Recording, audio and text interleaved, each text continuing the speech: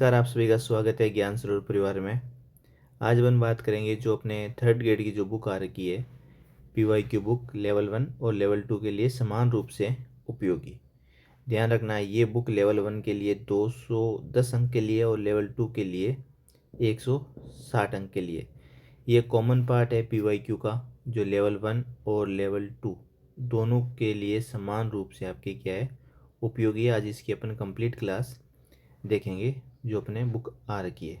देखो, सबसे पहले अपन बात करेंगे इस बुक के लेखक कौन है। इस बुक के लेखक है मुकेश ढाका सर और आपके कन्या सर। ठीक है, एक सेकेंड। सबसे पहले ये बुक आपको कहाँ मिलेगी? पूरे राजस्थान में इसको आए हुए आपको 2-3 महीने हो गए और पूरे राजस्थान में आपको किसी भी शॉप पे मिल जाएगी। मात्र आप इसको 15 दिन में इस बुक को आप पढ़ सकते हो और इसमें हर एक क्वेश्चन को डिटेल से दिया गया है। जैसे आप आगे आगे देखोगे, ये ऐसी बुक रहने वाली है, पूरे राजस्थान में किसी भी बुक शॉप पे आपको ये मिल जाएगी। और जिसको ऑनलाइन लेना है वो आप कमेंट कर देना, तो ऑनलाइन के लिए आपको लिंक मिल जाएगी। ये आपके ज्ञान स्वरूप पब्लिकेशन का टेलीग्राम चैनल है। इसमें डेमो PDF भी डाली हुई है। जितनी भी किताबें आती हैं आपको यहाँ पे इसमें डेमो PDF मिल जाएगी, तो आप देख सकते हो। इस बुक की जो प्राइस रहने वाली है वो 110 रुपये और इस बुक के में जो पेज है वो आपके 120 पेज है। तो छोटी सी किताब है। देखो, ये इसकी है आपके क्या है, अनुक्रमणी का है, जो अब तक थर्ड ग्रेड का आए हुए क्वेश्चन और विथ उसकी डिटेल से वह क्या सहित। ये आप मोटिवेशन कोटेशन भी देख सकते हो। पहला क्वेश्चन की बात करते हैं अपन। देखो, ऐसे क्वेश्चन बार बार रिपीट होंगे। देखो, जून माह में सूर्य की किरण सीधी या लंबवत है। ये आपको पता है कि राजस्थान है। अगर जून माह में आपको सीधी पूछे या तिरछी पूछे कि वो आपके किरण कहाँ पड़ेगी, सीधी या तिरछी, दोनों को आप अंडरलाइन रखना।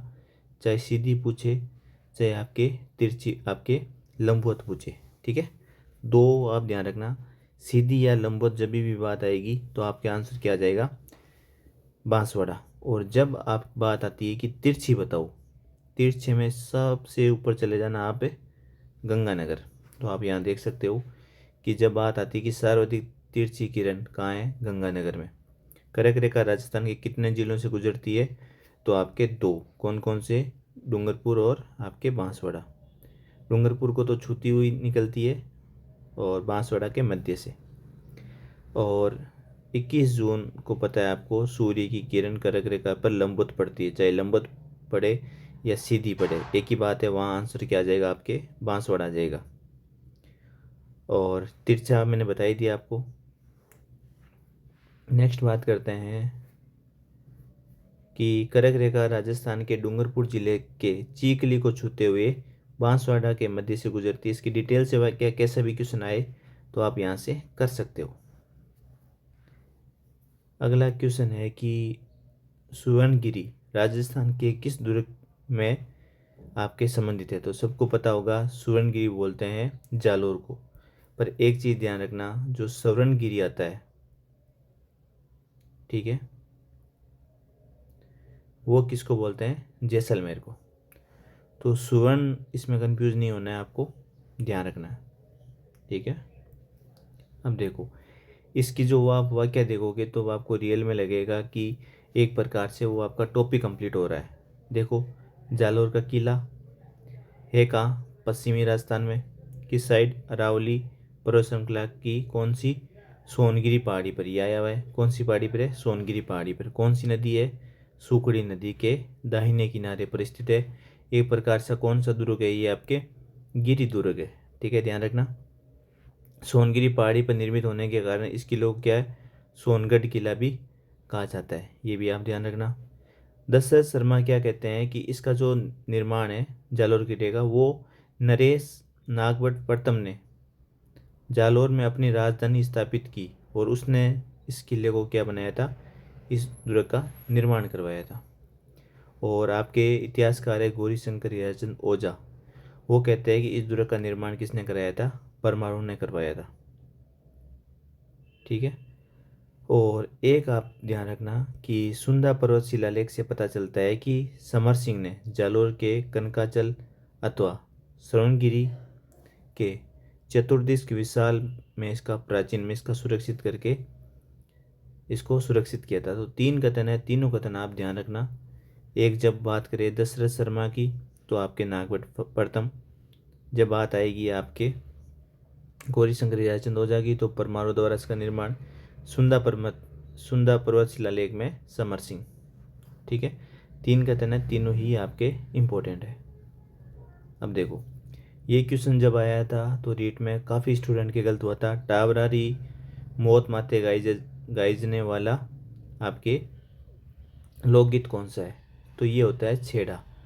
जब टाबर की मृत्यु हो जाती है तब ये गीत गाया जाता है। मोस्ट इम्पोर्टेंट है, ध्यान रखना। कौन सा ऊर्जा का गैर परंपरागत स्रोत नहीं है? मोस्ट इम्पोर्टेंट, ये क्वेश्चन रिपीट होगा। मतलब गैर परंपरागत स्रोत नहीं है। ऊर्जा के 2 ही स्रोत होते हैं, एक तो आपके परंपरागत होता है और एक आपके गैर होता है। तो ये पूछ रहा है गैर परंपरागत स्रोत नहीं है, तो आपको क्या बताना है? परंपरागत बताना है, जो परंपरागत हो। ठीक है, अब देखो, तो पवन ऊर्जा ये तो गैर परंपरागत है। जैव भार ये भी परंपरागत, ये क्या हो गया अपना गैर, ये भी गैर। जवार ये भी गैर। तो कौन सा बच गया जो परंपरागत है? वो आपके रह गया जल विद्युत शक्ति। ठीक है, जल विद्युत शक्ति एक प्रकार का क्या हो गया आपके परंपरागत है। इसकी डिटेल से भाई क्या देखते हैं, ध्यान रखना। देखो, तो आपको पता चल गया। अब देखो,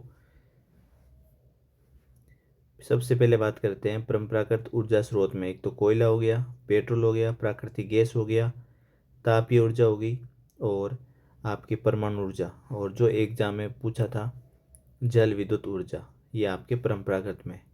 ठीक है, या भारी जल जिसको D2 बोलते हैं, लकड़ी या चारकोल या सूखा गोबर, ये सब परंपरागत पुराने टाइम से हैं। ठीक है, उसके बाद करते हैं अपन गैर परंपरागत ऊर्जा स्रोत। यहाँ से एग्जाम में वापस क्वेश्चन पूछ सकते हैं कि सौर ऊर्जा, पवन ऊर्जा, जवारी ऊर्जा, भूतापीय ऊर्जा, हाइड्रोजन ऊर्जा, महासागरीय ऊर्जा, बायोमास, बायोगैस और सेल गैस, ये आपको ध्यान रखना है।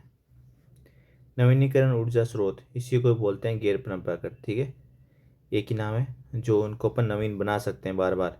सौर हो गया, पवन हो गया, ठीक है, पन विद्युत ऊर्जा, जवारी ऊर्जा, भूतापीय। और फिर अपन बात करते हैं आपके गैर परंपरागत को ही बोलते हैं अनवीनीकरण ऊर्जा। वो सेम ही आ जाएंगे। ठीक है, तो इसमें कंफ्यूज नहीं होना है। अगला क्वेश्चन आपके सामने है कि कौन सा रचनाकार कवि रे साथे साथे अच्छा गद्यकार? हिंदी का जो सबसे पहला गद्यकार था वो था शिवदास गार्डन। ध्यान रखना है, शिवदास गार्डन। देखो, गद्यकार भी कहा जाता है शिवदास गार्डन। शिवदास गार्डन, इनकी रचना है अचलदास खिचड़ी री वचनिका। ठीक है, अचलदास आपकी गागरोन से संबंधित है। वे होसांगसा मालवा के मध्य 1443 में संघर्ष का वर्णन मिलता है। तो एक सीधा सा क्वेश्चन ऐसा भी पूछा जा सकता है कि अचलदास खिचड़ी वचनिका किसने लिखी? तो शिवदास गार्डन ने। वापस रिपीट क्वेश्चन हो सकता है, ध्यान रखना। मोस्ट इंपोर्टेंट क्वेश्चन जब आया था, अर्जुन का वृक्ष प्रमुख रूप से किस जिले में मिलता है? तो इम्पोर्टेंट है झालावाड़ में। चाहे ये पूछे, चाहे आपके तेंदू का वृक्ष पूछे, ये भी आपके झालावाड़ में। अर्जुन का वृक्ष के बारे में बात करते हैं। ये प्रकार का औषधि पौधा है और छाल आयुर्वेदिक दवाओं के निर्माण में काम आती है। इस पेड़ पर रेशम के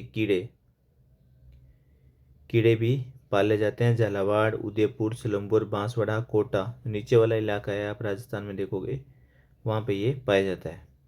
अर्जुन के पेड़ पर भी की जाने वाली कृत्रिम रेशम की खेती को ट्रसर पद्धति कहा जाता है। ध्यान रखना, ट्रसर पद्धति क्या होती है?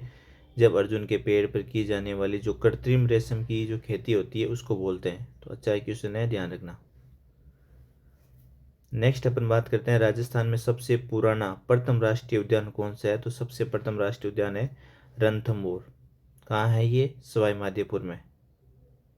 ठीक है, और रणथंभौर दुर्ग भी आपको पता है। और ये दुर्ग पहाड़ी प्रदेश के बीच में है, इसीलिए लोग कहते हैं कि रणथंभौर दुर्ग है, दुर्ग नग है, या इसको बख्ताबंद भी बोलते हैं रणथंभौर दुर्ग को। ठीक है। और इतिहासकारों की मान्यता है कि इस दुर्ग का निर्माण 8वीं शताब्दी में लगभग अजमेर के चौहान शासक जैन द्वारा करवाया गया था। इस किले से संबंधित प्रमुख ऐतिहासिक घटनाओं में ध्यान रखना रणथंभौर दुर्ग में क्या क्या है, तो अच्छे से एग्जाम में पूछा जा सकता है। एक आपके नौलखा दरवाज़ा पूछे तो रणथंभौर में, हाथी पोल हो गया, गणेश पोल हो गया, सूरज पोल हो गया, तिपोलिया प्रमुख प्रवेश हो गया, ये सब के सब रणथंभौर में है। ठीक है।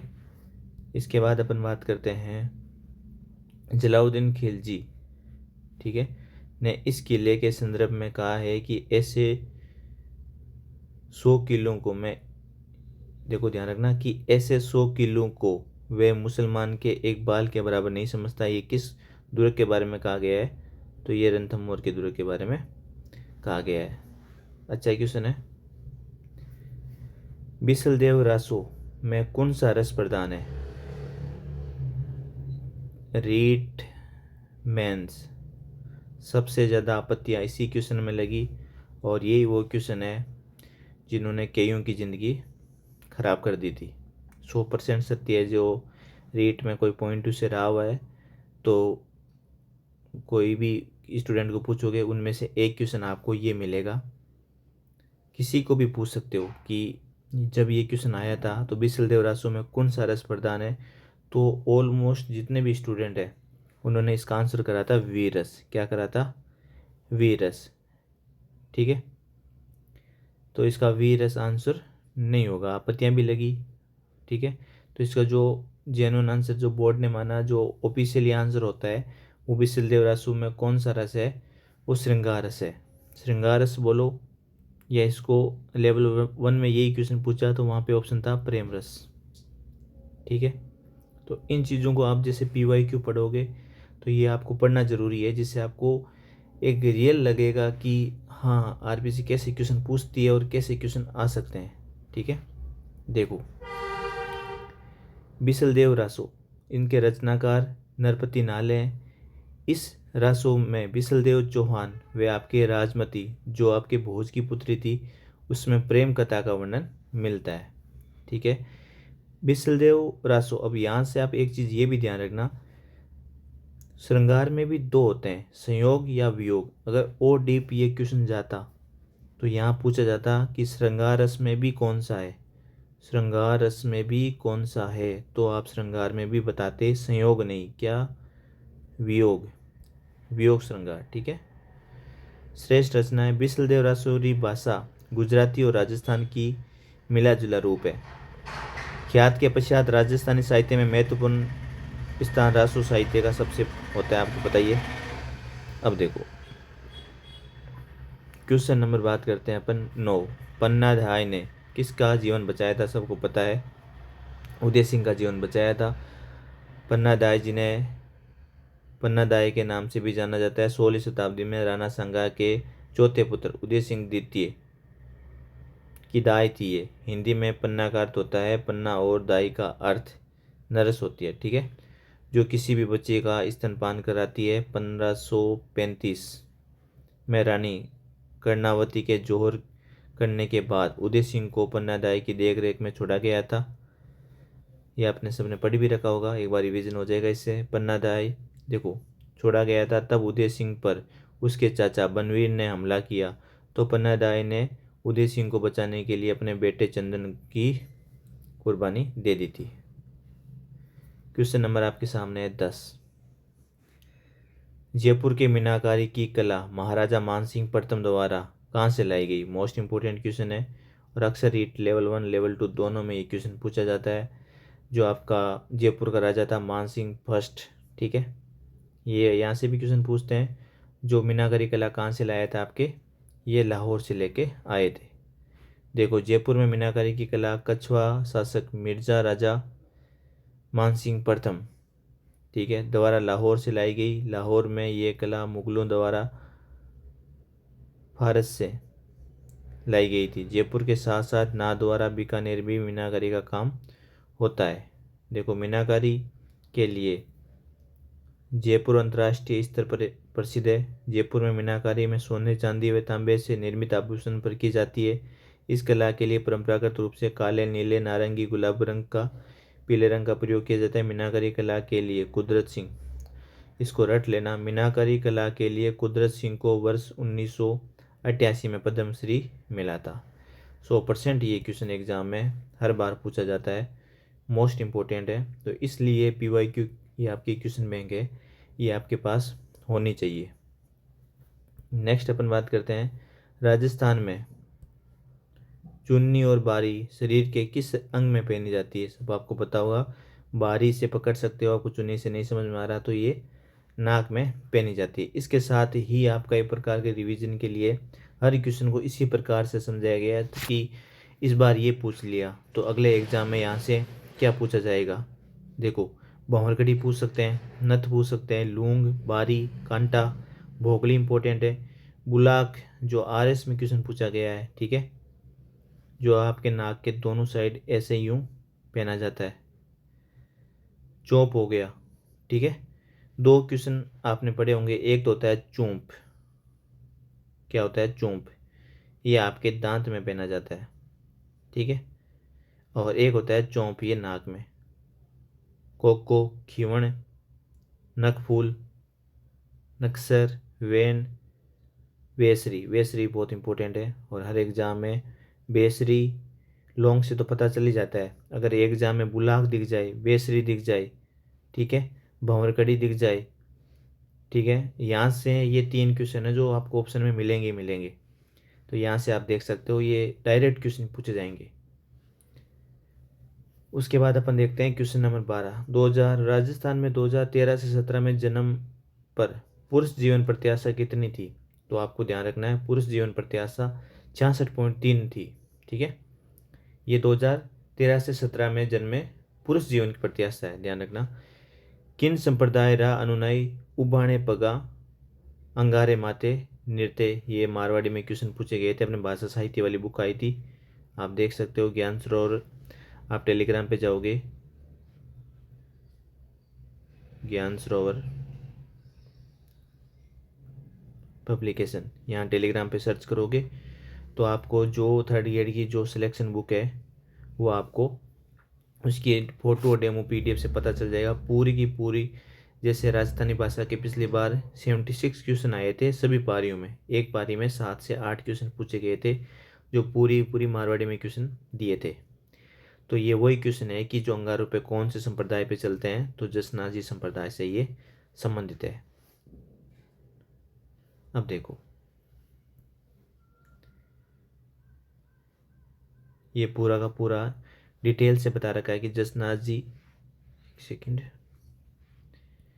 कि संत जसनाजी 1504 ईस्वी में कतरियासर में जसनाजी संप्रदाय की स्थापना करी, पहला क्वेश्चन, ठीक है। इन्होंने ब्रह्मा शिव की निर्गुण उपासना पर बल दिया था। इस संप्रदाय के लोग जाल वृक्ष और मोर पंख को पवित्र मानते हैं। इनके प्रमुख ग्रंथ है जो एग्जाम में पूछते हैं, सिंबुदड़ा व कोडा। मुक्ति प्राप्ति हेतु जसनाजी ने निर्गुण और निराकार ईश्वर की उपासना करने पर बल दिया। इस संप्रदाय में हवन और रात्रि जागरण पर विशेष बल दिया जाता है।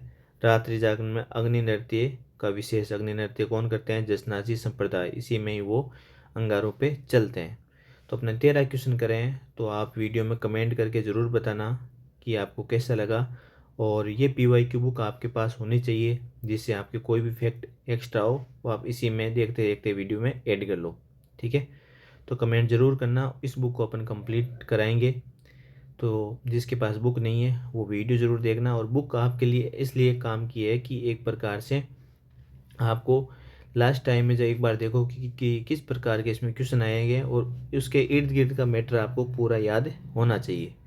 अब जैसे वह दुर्ग जिसके चारों ओर खाई होती है, वह दुर्ग कौन सा होता है? तो इसके रिगार्डिंग आपको पता है कि पारिक दुर्ग होता है, तो इनके बारे में आपको डिटेल से जानकारी होनी चाहिए कि अगला बार इनके इर्द गिर्द पूछ सकता है।